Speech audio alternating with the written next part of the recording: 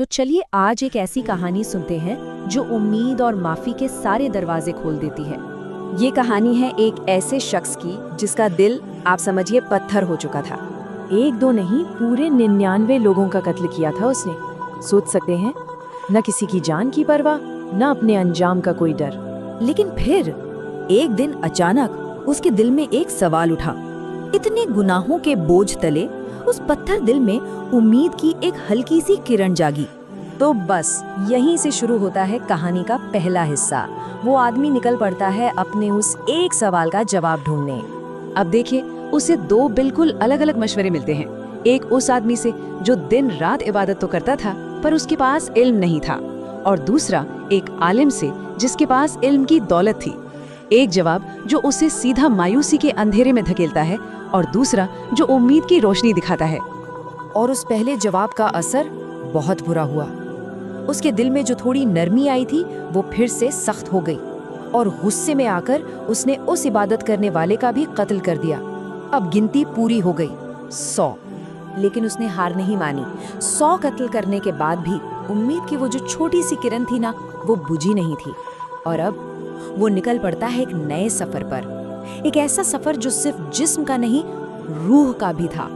उस आलिम ने उसे बिल्कुल साफ साफ रास्ता बताया।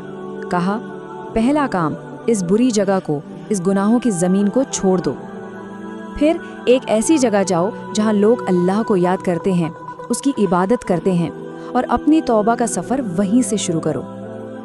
ये था एक नई जिंदगी की तरफ उसका पहला कदम। लेकिन कहानी यहाँ आसान नहीं होती। रास्ते में ही उसकी मंजिल आने से पहले ही मौत का फरिश्ता आ गया। अब वक्त था फैसले का, एक ऐसा फैसला जो जमीन पर नहीं आसमान पर होना था, जहाँ अल्लाह की बेपनाह रहमत का जलवा दिखना था। और मंजर ये था कि रहमत के फरिश्ते भी आ गए और अजाब के फरिश्ते भी। दोनों उसकी रूह पर अपना हक जता रहे थे। एक तरफ ये दलील थी कि वो तौबा करने निकला था, तो दूसरी तरफ ये सच था कि वो 100 लोगों का कातिल था। फैसला कैसे हो? तब अल्लाह की तरफ से एक हुक्म जारी हुआ, एक बहुत ही आसान सा हुक्म। दोनों जमीनों से इसका फासला नापो। बस यही पैमाइश उसकी आखिरत का फैसला करने वाली थी। और फिर जो हुआ वो एक मोजिज़ा था। अल्लाह ने जमीन को ही हुक्म दे दिया। कहा, ए जमीन, जहां से वो आ रहा है तू लंबी हो जा, और जिस जमीन की तरफ वो जा रहा है तो करीब आ जा। सोचिए, उस एक शख्स की तौबा के लिए अल्लाह ने कायनात के निज़ाम को बदल दिया।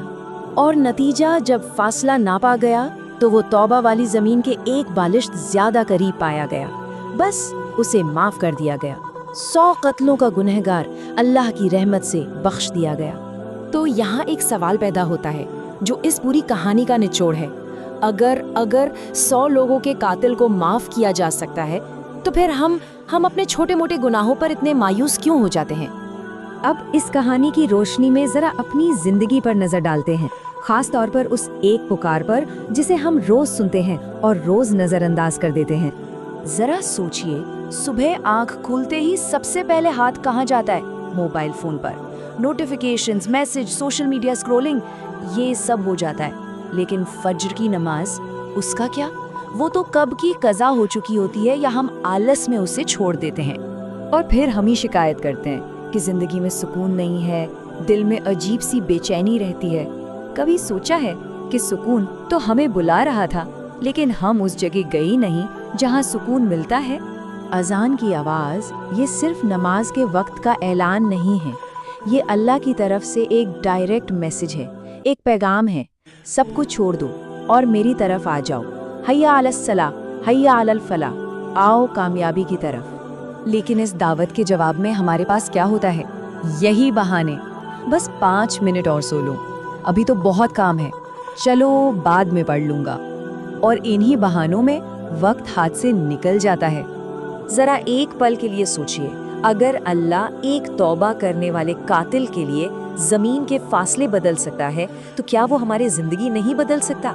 क्या वो हमारे बिगड़े हुए काम नहीं बना सकता? और इस बात को हमेशा याद रखें, क़यामत के दिन हिसाब किताब में सबसे पहली चीज़ जिसके बारे में पूछा जाएगा वो हमारी नमाज होगी। अगर नमाज का हिसाब सही निकला तो बाकी सारे मामले आसान हो जाएंगे। اور اگر اس میں کمی رہ گئی تو پھر آگے کا سفر بہت مشکل ہے۔ تو دیر نہیں ہوئی ہے، ابھی بھی وقت ہے۔ جب تک سانس چل رہی ہے توبہ کا دروازہ کھلا ہے۔ کرنا کیا ہے؟ بس 3 سمپل سے سٹیپس۔ اٹھو، وضو کرو اور اپنے رب کے سامنے سکون سے کھڑے ہو جاؤ۔ ہمیشہ یاد رکھیے، ہو سکتا ہے وہی ایک سجدہ، وہی ایک نماز ہماری زندگی بدل دے، کیونکہ ایک نماز، صرف ایک نماز میں اتنی طاقت ہے کہ وہ کسی کو بھی جہنم کی آگ سے بچا سکتی ہے۔